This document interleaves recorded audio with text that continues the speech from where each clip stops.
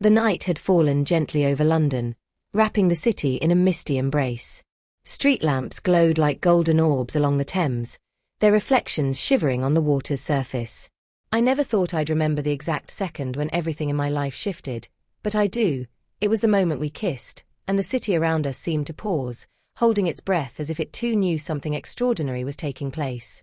I met Emily on one of those days that didn't seem destined for anything memorable. It was March, cold and grey, with clouds hanging low like heavy curtains. I had ducked into a little bookshop near Covent Garden to escape the drizzle, the kind of shop that smelled of old pages and dust, where every shelf seemed to groan under the weight of stories that had already lived 1,000 lives. She was there, standing by the poetry section, her head tilted slightly as she read the back cover of a slim volume. A lock of chestnut hair had slipped from her scarf and brushed her cheek, and in that instant, before she even looked up, I felt something stir in me. When she finally noticed me, it wasn't cinematic.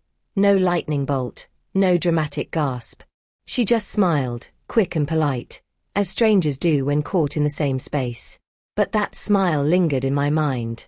Something about it felt unforced, genuine, as if she had just shared a secret with me.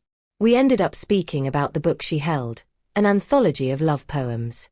I teased her about picking something so sentimental, and she shot back with a wit so sharp it left me grinning. There, among the quiet shelves, conversation unfolded easily. I told her I was only browsing, pretending to be intellectual while secretly hoping to find an old edition of Dickens. She laughed, her eyes lighting up, and for a few minutes we weren't two strangers but something closer, companions caught in a timeless moment. Before we parted, I almost didn't ask for her name. Fear gnawed at me. What if I never saw her again? But something stronger pushed me forward, and I left that shop not only with Dickens tucked under my arm but with Emily's number scribbled in my phone. Our story could have ended there, another fleeting encounter in a busy city. But it didn't. The weeks that followed turned into something I hadn't expected. Our first coffee stretched into 3 hours of conversation, our first walk along the South Bank carried us well past midnight, and each time I left her side, I found myself counting the minutes until we met again. She had this way of noticing small details, the color of the sky just before rain, the faint hum of music drifting from a cafe, the stories etched in the faces of passers-by. She made the world sharper, brighter, as if she'd polished a lens I hadn't realized was fogged. I learned she was a photographer, capturing moments others might overlook. She showed me her work one evening in her small flat, photos pinned up across her walls, images of raindrops clinging to window panes, children chasing pigeons in Trafalgar Square, an old man feeding swans by the Serpentine. Ordinary moments, yet in her hands they became extraordinary. Life's magic hides in the details, she told me, her voice soft but certain. Most people rush past it. It was then I realized that being with her meant slowing down, letting myself see. And I wanted nothing more. But love, as I would soon learn, is never as simple as just wanting. Her past lingered like shadows behind her smile. She had been engaged once before, she admitted on a rainy afternoon when we sat together under the shelter of an old oak tree in Hyde Park. The relationship had ended badly, betrayal woven into its ending. Though she spoke of it calmly, I could hear the tremor beneath her words, the hesitation that kept her heart guarded. I told her I wasn't him, that I would never hurt her like that. She looked at me for a long time, her eyes searching mine as if weighing the truth of my promise. Then she leaned her head against my shoulder, silent, and I knew words would never be enough.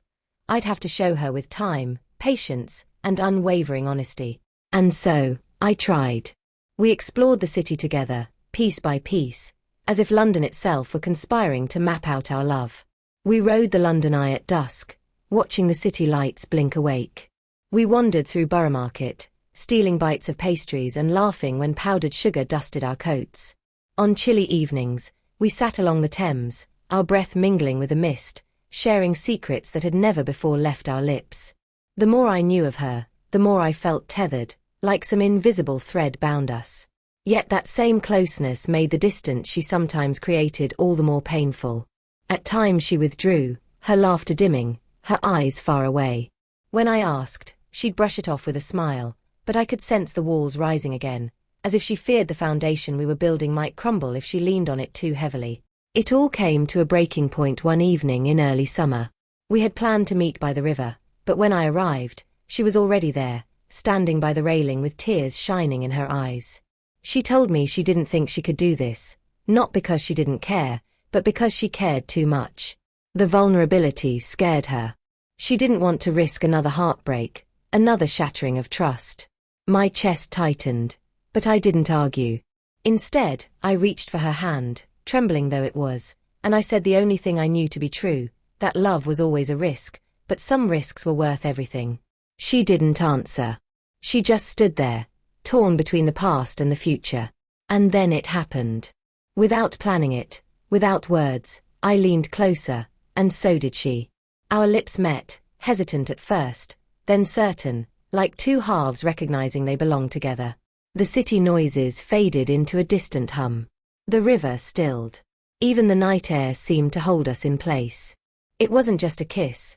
It was a vow, a silent agreement that whatever fears haunted us, we would face them together.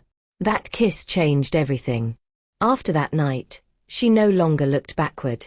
Her laughter came easier, her touch lingered longer, and though scars remained, they no longer defined her. She let me in, fully, and in doing so, I discovered a depth of love I hadn't known was possible. We built memories the way others built homes, one brick at a time. Summer bled into autumn, leaves scattering across cobblestone streets where we walked hand in hand. We spent rainy Sundays curled up with books, mugs of tea warming our fingers. She photographed me once as I read, claiming she wanted to capture the moment I looked most myself. When she showed me the picture, I didn't see anything special, just a man lost in a story. But she did, and somehow, that made me believe there was more to me than I realized. Love, I learned, isn't grand gestures or sweeping declarations, though those have their place. It's in the quiet moments, the brush of her hand against mine on a crowded train, the way she absent-mindedly hummed when she cooked, the softness of her gaze when she thought I wasn't looking. Of course, we argued sometimes. Over silly things, where to eat, what film to watch, whether Marmite was edible. She loved it, I loathed it. But even our arguments carried a strange sweetness, for they reminded me we were real, imperfect, but trying. Always trying. It's been years now since that first kiss by the Thames, yet every time I remember it, I feel the same electric rush in my veins, the same certainty that it was the moment.